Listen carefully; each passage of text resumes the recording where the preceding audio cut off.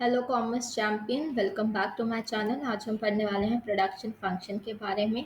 Production function नाम से ही पता चल रहा है कि it is related to production. So production function एक रिलेशनशिप होता है between the quantity of input use, जितना आपने इनपुट यूज करा है, और maximum quantity of output that can be produced, और उस यूज्ड इनपुट से आपने जितना मैक्सिमम आउटपुट प्रोड्यूस करा है गिवन स्टेट ऑफ टेक्नोलॉजी में। मतलब कि आपने जितना इनपुट यूज करा है उससे आपको क्या निकालना है, मैक्सिमम आउटपुट आपको प्रोड्यूस करना है गिवन स्टेट ऑफ टेक्नोलॉजी में। इस प्रोडक्शन फंक्शन को हम इस फॉर्मूले से डिनोट करते हैं, where Q is the output, L is the labour, and always remember capital is denoted by K in economics. Okay, so production function is a technical relationship between input and output. In simple language we can say. उसके बाद आता है factor of production. Factor of production के लिए मैंने आपको एक acronym बताया था पिछले वीडियोस में, which is cell. C for capital, E for entrepreneur, L for labour, L for land. ठीक है, तो इससे आप याद रख सकते हो फैक्टर ऑफ प्रोडक्शन। चार फैक्टर ऑफ प्रोडक्शन होते हैं आपके पास। ओके, अब पहला हो गया लैंड। लैंड के लिए आपको पता होना चाहिए कि इन चारों के लिए रिवॉर्ड्स क्या होते हैं। तो लैंड का रिवॉर्ड होता है रेंट। तो जितने भी नेचुरल रिसोर्सेज यूज किए आपने प्रोडक्शन में उसे कहते हैं लैंड। और एग्जांपल हो गया लैंड, वाटर, मिनरल, फॉरेस्ट। तो land does not include only land, it includes water, mineral, forest. मतलब कि in short it include natural resources. फिर आता है लेबर। लेबर के लिए रिवॉर्ड है वेजेस। तो लेबर के लिए आपने फिजिकल और मेंटल एफर्ट्स दोनों इंक्लूड करने हैं। फिजिकल एफर्ट्स तो सबको पता है, मेंटल कैसे, प्लानिंग करना, उनके लिए ऑब्जेक्टिव डिसाइड्स करना, ये सब मेंटल में आते हैं। और लेबर के लिए क्या रिवॉर्ड है, wages. Example teacher, worker, engineers. Capital, capital को हम डिनोट करते हैं के से। कैपिटल के लिए जो रिवॉर्ड है वो होता है आपका इंटरेस्ट। आपको इंटरेस्ट ऑन कैपिटल सुना है आपने, तो कैपिटल के लिए रिवॉर्ड होता है इंटरेस्ट। ठीक है। मैन मेड रिसोर्सेज जो कि हम फर्दर प्रोडक्शन के लिए यूज करते हैं उसे कहते हैं capital. Machinery, tools, building equipments. Entrepreneur, entrepreneur वो पर्सन है जिसने प्रोडक्शन ऑर्गेनाइज किया, उसने रिस्क लिया, उसने बिजनेस के लिए डिसीजंस करे। तो एंटरप्रेन्योर के लिए रिवॉर्ड होगा प्रॉफिट। उसने ये सब क्यों किया, क्योंकि उसे प्रॉफिट कमाना है। ऑल राइट, अब इस चैप्टर में शॉर्ट रन और लॉन्ग रन भी पूछा जाता है। शॉर्ट रन क्या है? शॉर्ट रन एक ऐसा पीरियड है जिसमें एटलीस्ट, रिमेंबर एटलीस्ट, एक फैक्टर ऑफ प्रोडक्शन फिक्स रहता है। मतलब कि अगर आपका एटलीस्ट, यहाँ पर आपका कीवर्ड है कि अगर एटलीस्ट एक फैक्टर प्रोडक्शन भी फिक्स रहेगा तो वो होता है शॉर्ट रन। जैसे कि out of two factor production, land fix, factor का साइज फिक्स हो गया और लेबर वेरी कर गया। ठीक है, so at least one factor of production should remain fix. Long run क्या होता है? ये भी एक ऐसा पीरियड है, लेकिन इसमें क्या है, ऑल। यहाँ क्या वर्ड यूज हुआ है, ऑल। इसमें सारे फैक्टर ऑफ प्रोडक्शन क्या होते हैं, वेरिएबल होते हैं। जैसे कि फैक्ट्री का साइज भी चेंज हो गया, मशीनरी भी चेंज, लेबर भी चेंज, कैपिटल भी चेंज। अब शॉर्ट रन और लॉन्ग रन में डिफरेंस क्या है? शॉर्ट रन में एटलीस्ट एक फैक्टर फिक्स्ड है, और लॉन्ग रन में सारे फैक्टर्स क्या हैं, वेरिएबल हैं। पहला डिफरेंस और की डिफरेंस। शॉर्ट रन में क्या होता है, कुछ फैक्टर्स को चेंज किया जा सकता है, सम फैक्टर्स, क्योंकि एक को तो फिक्स रहना ही पड़ेगा, इसलिए आप यहाँ ऑल नहीं लिख सकते। और लेकिन लॉन्ग रन में तो सारे फैक्टर क्या होते हैं, चेंज ही होते रहते हैं, क्योंकि वेरिएबल होते हैं। तो उसके बाद law of variable proportion short run में लगता है और returns to scale long run में लगता है। अब आता है टोटल प्रोडक्ट। यहाँ से आपका न्यूमेरिकल्स आते हैं और यहाँ से ग्राफ्स आते हैं बताने को, और ये की पॉइंटर्स हैं इस पूरे चैप्टर के। सो टोटल प्रोडक्ट क्या है? ये टोटल क्वांटिटी ऑफ आउटपुट है जो कि आप प्रोड्यूस कर सकते हो अगर आप सारी यूनिट्स लगा दो वेरिएबल फैक्टर की। मतलब कि यहाँ पर वेरिएबल फैक्टर क्या लेते हैं, लेबर लेते हैं इकोनॉमिक्स में। ठीक है, तो टोटल प्रोडक्ट मतलब कि टोटल आउटपुट। अगर पांचों वर्कर ने मिलकर अगर 100 यूनिट प्रोड्यूस करी तो टोटल आउटपुट क्या था, टोटल प्रोडक्ट क्या था, 100 यूनिट। एवरेज प्रोडक्ट क्या होता है? एवरेज का मतलब सबको पता है, total divided by total quantity divided by number of units. Same logic यहाँ लगता है, ऐसे ही तो हम एवरेज निकालते हैं ना। तो एवरेज प्रोडक्ट का फॉर्मूला भी कुछ ऐसा ही है, total product divided by labour या number of units of labour. ठीक है, तो यही है एवरेज प्रोडक्ट का फॉर्मूला। एग्जाम्पल, आपका टोटल प्रोडक्ट 100 यूनिट्स का था और आपके पास लेबर थी 5, तो 100 डिवाइडेड बाय 5 इज 20। तो आपका एवरेज प्रोडक्ट क्या आ गया, 20 आ गया। अब आता है मार्जिनल प्रोडक्ट। मार्जिन का मतलब मैंने बताया था, ये होता है डेल्टा। ठीक है, इसको ट्राइंगल मत पढ़ना, डेल्टा या फिर इसको, ये डेल्टा कब लगाते हैं जब हमें चेंज डिनोट करना होता है। तो मार्जिनल प्रोडक्ट का मतलब होता है change in total product due to change in the quantity of variable factor. मतलब कि अगर आपने लेबर को चेंज कर दिया, अगर आपने लेबर को चेंज कर दिया तो आपके टोटल प्रोडक्ट में कितना चेंज आ गया, उसी को कहते हैं मार्जिनल प्रोडक्ट। यही फॉर्मूला यहाँ लिखा है। अब उसके बाद मार्जिनल प्रोडक्ट, अगर आपको एक यूनिट, अगर आपको पता है कि सिर्फ एक यूनिट से लेबर चेंज हुआ, लेबर सिर्फ एक यूनिट से चेंज हुआ है, तो उसका फॉर्मूला होता है T P N minus T P N minus one. अब अगर if N is equals to 5, इस केस में ये हो जाएगा TP5। अब यहाँ पर n की जगह पे 5 रखो, 5 माइनस वन 4, ऐसे सॉल्व हो जाएगा इक्वेशन। ठीक है। अब जैसे कि टोटल प्रोडक्ट जो था 4 वर्कर्स का 80 था, टोटल प्रोडक्ट 5 वर्कर्स का 100 यूनिट्स था, तो आप कैसे निकालोगे formula? Change in total product divided by change in labour. हमेशा फॉर्मूला लिखते जाओ जब तक याद ना हो जाए।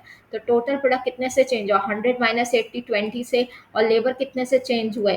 5 माइनस 4, एक लेबर चेंज हुआ, तो आपका मार्जिन प्रोडक्ट क्या आ गया? 20 यूनिट्स का आ गया। तो इसका मतलब है कि जो फिफ्थ वर्कर था ना, जो चेंज हुआ, एक वर्कर का हुआ यहाँ चेंज, तो चेंज की वजह से आपका जो टोटल प्रोडक्ट था वो 20 यूनिट से बढ़ गया।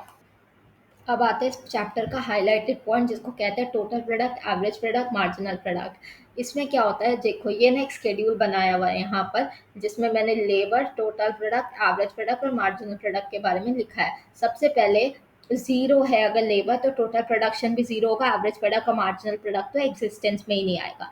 अब हम इसको समझते हैं। तो हमने ये कैलकुलेट कैसे करें, ठीक है। अब देखो यहाँ पर जब लेबर 1 आई तो टोटल प्रोडक्ट 10 से बदला। ये दोनों चीज़ें हमें क्वेश्चन देगा, लेबर और टोटल प्रोडक्ट। हमको एवरेज प्रोडक्ट और मार्जिनल प्रोडक्ट पे फोकस करना है। अब देखो इस वाली लाइन में एवरेज प्रोडक्ट कैसे निकालोगे? एवरेज प्रोडक्ट का फॉर्मूला क्या था? एवरेज प्रोडक्ट का फॉर्मूला था total product divided by labour, है ना। और मार्जिनल प्रोडक्ट का फॉर्मूला था change in total product divided by change in labour. तब यही चीज़ यहाँ फॉलो करो। तो टोटल प्रोडक्ट इस स्लाइड में क्या है? 10, और लेबर कितनी है? 1, तो एवरेज प्रोडक्ट कितना आ गया? 10 आ गया। आ गया सही। अब मार्जिनल प्रोडक्ट देखते हैं। चेंज इन टोटल प्रोडक्ट क्या है? यहाँ 10 था माइनस जीरो, तो चेंज हुआ 10 का, कोई चेंज नहीं हुआ, divided by labour 1 minus zero 1, तो मार्जिनल प्रोडक्ट क्या है? 10। इसीलिए यहाँ पर दोनों सेम है। नेक्स्ट क्वेश्चन अगर हम यहाँ देखते हैं इस लेवल पे, यहाँ पर देखो एवरेज प्रोडक्ट क्या आएगा इस लेवल पे? एवरेज प्रोडक्ट आपका आएगा, इसको मैं दूसरे पेन से कर देता हूँ। एवरेज प्रोडक्ट आपका आएगा 42। अब यहाँ देखो आपका टोटल प्रोडक्ट 42 है और आपका लेबर कितना है? 3। आप क्या करोगे? 42 को, आप अपने 42 को डिवाइडेड बाय 3 करोगे। क्या करोगे? 42 को डिवाइडेड बाय 3 करोगे, तो आपका एवरेज प्रोडक्ट कितना आ गया? 14 आ गया। अब मार्जिनल प्रोडक्ट की बात करते हैं। मार्जिनल प्रोडक्ट पे आए हम, तो यहाँ देखो आपका टोटल प्रोडक्ट था 42, अब ऊपर कितना था? 24। आपका नीचे देखो, अब नीचे 3 माइनस 2, तो 42 माइनस 24 कितना हो गया आपका? आपका यहाँ पर 42 माइनस 24 कितना हो गया? 18 हो गया, और डिवाइडेड बाय 1, जिसका आप इसको 18 देख सकते हो, तो मार्जिनल प्रोडक्ट कितना आ गया? 18 आ गया। आई होप समझ आया हो। अब पढ़ते हैं रिलेशनशिप। इसमें हाईलाइट कर लो, स्टार्स लगा लो, जो करना है कर लो। ये वाला जो टॉपिक है ये बहुत इंपॉर्टेंट है। चलो आ जाओ। अब केस 1, अगर marginal product more than zero है, तो जब marginal product more than zero होना मतलब जब मार्जिनल प्रोडक्ट क्या है? पॉजिटिव है। जब मार्जिनल प्रोडक्ट पॉजिटिव होता है तो आपका टीपी इंक्रीज होता है। तो ये लिखते जाओ, जब मार्जिनल प्रोडक्ट पॉजिटिव होता है तो टीपी इंक्रीज हो रहा होता है, एंड वाइस वर्सा। केस 2, अगर आपका मार्जिनल प्रोडक्ट ज़ीरो है, अगर आपका मार्जिनल प्रोडक्ट ज़ीरो है तो आपका टीपी जो है उस टाइम पे मैक्सिमम चल रहा होगा। तो मार्जिनल प्रोडक्ट जहाँ ज़ीरो होता है आपका टीपी मतलब कि टोटल प्रोडक्ट मैक्सिमम होता है। केस 3, आपका मार्जिनल प्रोडक्ट जो हो गया ना, अब लेस देन ज़ीरो हो गया, मतलब कि आपका मार्जिनल प्रोडक्ट हो गया नेगेटिव। अगर आपका मार्जिनल प्रोडक्ट नेगेटिव हो जाता है तो आपका टीपी फॉल करता है, एंड वाइस वर्सा केस चलते हैं, ठीक है। तो टीपी मैक्सिमम कहाँ होता है? एग्जाम में आता है कि टीपी इज मैक्सिमम वेयर तो आप लिखोगे where M P is equals to zero, तो T P was maximum where M P was equals to zero. ठीक है, ये तीनों केस आपको याद होना चाहिए। अब एपी और एमपी के बीच में क्या रिलेशनशिप है और फिर तीनों के बीच में क्या है वो भी पढ़ेंगे। सी, अगर आपका मार्जिनल प्रोडक्ट एवरेज प्रोडक्ट से ज़्यादा है तो आपका एपी इंक्रीज करेगा। अगर आपका मार्जिनल प्रोडक्ट एवरेज प्रोडक्ट के इक्वल है, पहले क्या था ज़्यादा था, अब अगर वो आपका इक्वल है तो आपका एपी मैक्सिमम होगा। तो याद रखना, जहाँ पर आपका मार्जिनल प्रोडक्ट और एवरेज प्रोडक्ट क्या करेंगे, इंटरसेक्ट करेंगे, वहाँ पर आपका जो एपी हो रहा होगा वो मैक्सिमम हो रहा होगा ग्राफ में। ठीक है, अगर आपका मार्जिनल प्रोडक्ट एवरेज प्रोडक्ट से कम है तो उस केस में एपी क्या करेगा, डिक्रीज करेगा। तो एग्जाम पॉइंट ऑफ व्यू क्या है, एमपी और एपी कट्स मतलब intersect above at the maximum point of AP, they intersect where AP is maximum, question में आता है ये भी। अब ओवरऑल रिलेशनशिप क्या है तीनों में, सी, अब ये वाला जो है ये तो अच्छे से कॉपी में लिख लो। टीपी और एमपी के बीच में पढ़े तो हम वही चीज़ रिवाइज करते हैं। एमपी अगर जीरो से ज़्यादा है मतलब कि एमपी अगर आपका पॉजिटिव है तो टीपी इंक्रीज करेगा, एमपी अगर आपका जीरो है तो टीपी मैक्सिमम होगा, एमपी अगर आपका नेगेटिव है तो टीपी डिक्रीज करेगा।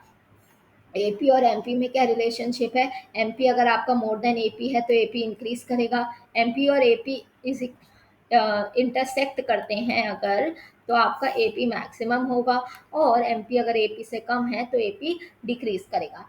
अब आता है law of variable proportion, very important. Law of variable proportion explain करता है आउटपुट का बिहेवियर कि जब more and more unit of variable factors are combined with the fixed factor, जब मैं अपने वेरिएबल और फिक्स फैक्टर को कंबाइन करती हूँ ये ज़्यादा से ज़्यादा टाइम्स, और मेरी टेक्नोलॉजी जो होती है वो कांस्टेंट रहती है, उसको कहते हैं लॉ ऑफ वेरिएबल प्रोपोर्शन। ये हमेशा शॉर्ट रन में चलती है। हमने शॉर्ट रन में पढ़ा था कि एक एटलीस्ट क्या पढ़ा था हमने, एटलीस्ट एक फैक्टर ऑफ प्रोडक्शन जो होगा वो क्या रहेगा, फिक्स्ड होगा। तो शॉर्ट रन वो सिचुएशन थी। अब सपोज लैंड जो है मेरा फिक्स है, मशीनरी मेरा फिक्स्ड है, लेबर वेरिएबल है, तो इस सिचुएशन को कैसे समझते हैं, आप लॉ वेरिएबल प्रोपोर्शन को तीन स्टेजेस में समझते हो। स्टेज वन को कहते हैं इंक्रीजिंग रिटर्न्स की स्टेज, ये बहुत इंपॉर्टेंट है, तीनों स्टेज एग्जाम में आती है विद ग्राफ। स्टेज वन में क्या होता है ना, आपका टीपी इंक्रीज कर रहा होता है इंक्रीजिंग रेट से, आपका एमपी इंक्रीज कर रहा होता है। तो स्टेज वन में टीपी इंक्रीज कर रहा होता है विद द इंक्रीजिंग रेट, आपका एमपी इंक्रीज कर रहा होता है, आपका एपी भी इंक्रीज कर रहा होता है, और आपके फैक्टर्स ऑफ फिक्स्ड फैक्टर जो होते हैं वो यूटिलाइज हो रहे होते हैं मोस्ट एफिशिएंटली। फिक्स्ड फैक्टर्स कौन से होगा, लैंड हो गया, तो आपके फिक्स फैक्टर का यूटिलाइजेशन एफिशिएंट हो रहा होता है। स्टेज वन वहाँ एंड करता है। अब जैसे देखो यहाँ एपी इंक्रीज करा है तो जहाँ एपी मैक्सिमम चला गया वहाँ स्टेज वन एंड हो जाती है। ठीक है, अब स्टेज वन जैसी एंड होती है एमपी और एपी इक्वल होते हैं। हमने पढ़ा था कि एपी जहाँ मैक्सिमम होता है वहाँ वो इंटरसेक्ट करते हैं, इंटरसेक्ट करना मतलब कि एमपी और एपी इक्वल होते हैं।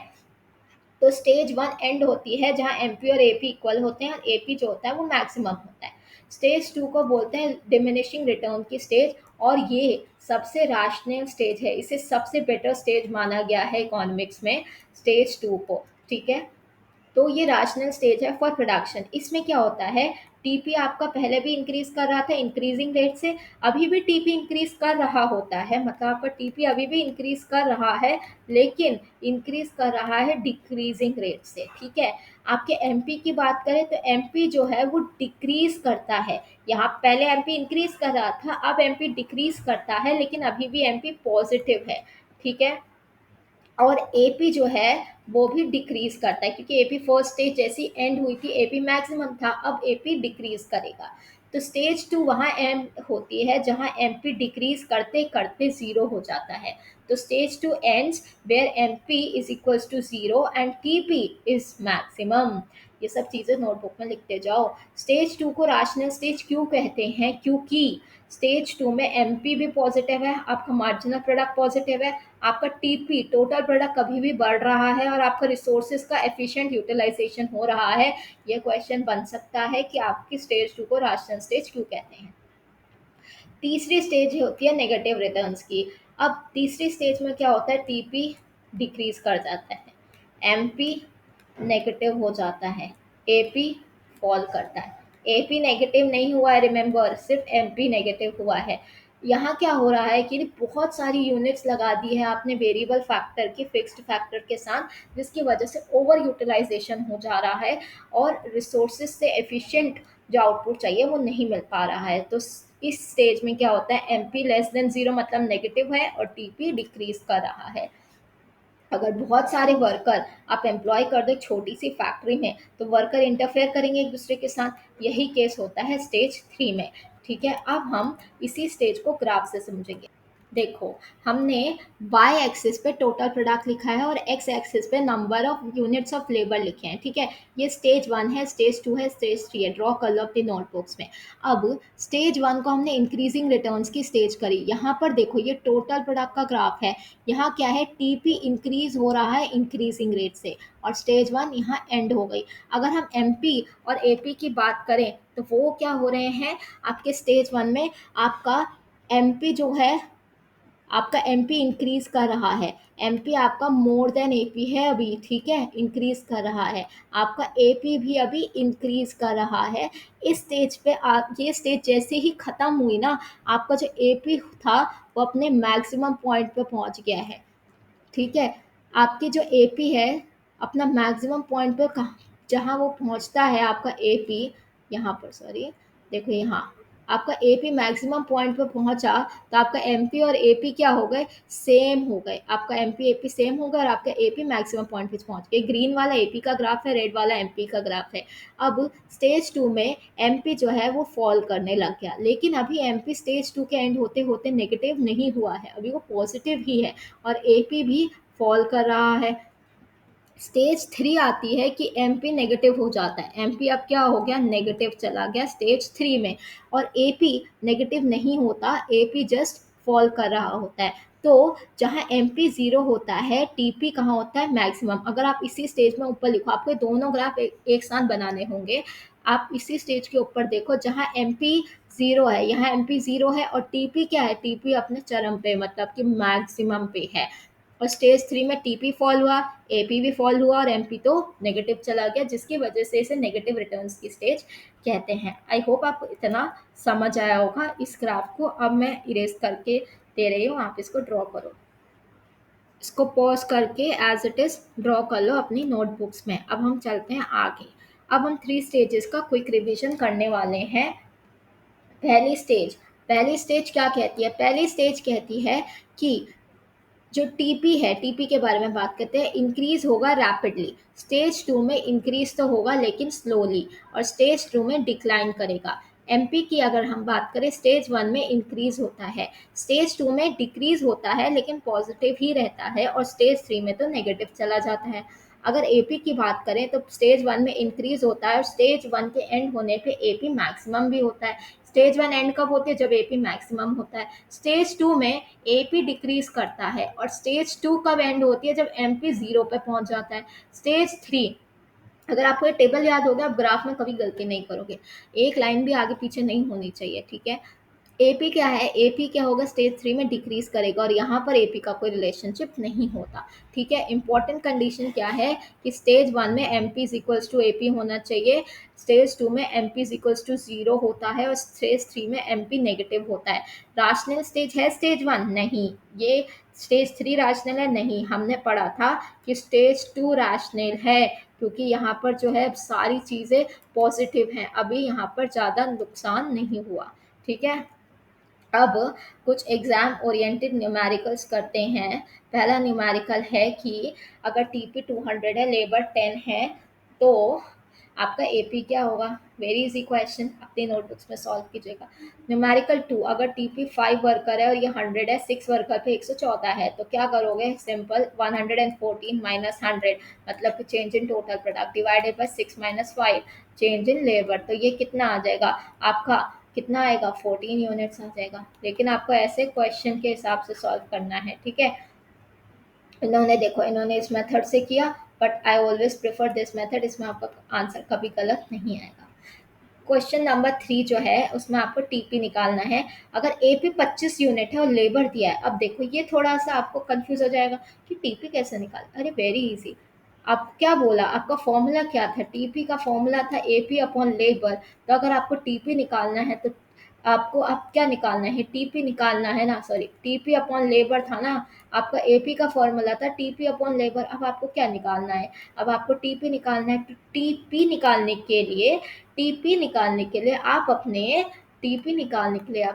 एपी को लेबर से मल्टीप्लाई कर दो, तो आपका टीपी आ जाएगा। उन्होंने वही किया, टीपी आ गया। Numerical number 4। अब देखो टीपी 240 यूनिट्स है, एपी 30 यूनिट्स है। आपको यहाँ पर लेबर निकालना है। सेम वही करा उसने, TP upon labour is equals to AP. So अब मुझे निकालने हैं लेबर, तो मैं क्या करूँगी? अब मैं टीपी अपॉन एपी कर दूंगी इज इक्वल्स टू लेबर। बस फॉर्मूले के टर्म्स को इधर उधर ले जा रहे हैं। तो टीपी मुझे 240 दिया है, एपी मुझे 30 दिया है, तो मेरे लेबर आ जाएंगे 8। सिंपल। अब एग्जाम ओरिएंटेड क्वेश्चंस हैं, इनका आप स्क्रीनशॉट लो। प्रोडक्शन फंक्शन क्या होता है? टोटल प्रोडक्ट क्या होता है? Average product, marginal product. Fixed factor कौन से होते हैं? मैंने आपको बताया लैंड होता है। वेरिएबल फैक्टर्स कौन से होते हैं? रेंट होता है। 3 मार्कर क्वेश्चन में आते हैं, देखो एक्सप्लेन रिलेशनशिप, किसी भी बीच का आ जाएगा। लॉ ऑफ वेरिएबल प्रोपोर्शन तो 3 में भी आ सकता है, 5 में भी आ सकता है। आपको law of variable proportion directly ना पूछ के बोलेगा कि एवरेज प्रोडक्ट मार्जिनल प्रोडक्ट का रिलेशनशिप बताओ विद द टोटल प्रोडक्ट, ये वाला क्वेश्चन। या आपको लॉ वेरिएबल प्रोपोर्शन ना पूछ के आपको सीधा ऐसे उल्टा करके भी दे सकता है। ठीक है, अब फाइनल रिवीजन कर लेते हैं फटाफट। तो एपी, ये फॉर्मूला अपने में लिख लो। फॉर्मूला है AP is equals to TP upon M. MP is equals to change in TP upon change in labour. TP minus MP, TP और एमपी के बीच में क्या रिलेशनशिप है कि एमपी अगर पॉजिटिव है टीपी इंक्रीज होगा, एमपी अगर जीरो है टीपी मैक्सिमम होगा, एमपी अगर नेगेटिव है टीपी फॉल होगा।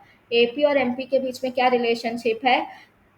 एपी और एमपी के बीच में ये रिलेशनशिप है कि अगर एमपी जो है मोर देन एपी है तो एपी पॉजिटिव है, MP is equals to AP है तो एपी मैक्सिमम है, एमपी लेस देन एपी है तो एपी मिनिमम है।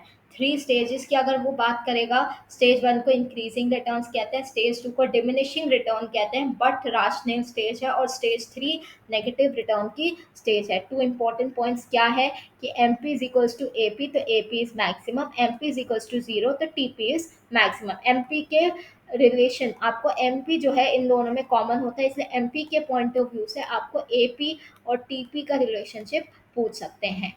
That was all about production function. This chapter is very important and I hope you understood what we have learned in today's class. कोई भी doubt हो तो comment कीजिएगा। Till then, bye bye.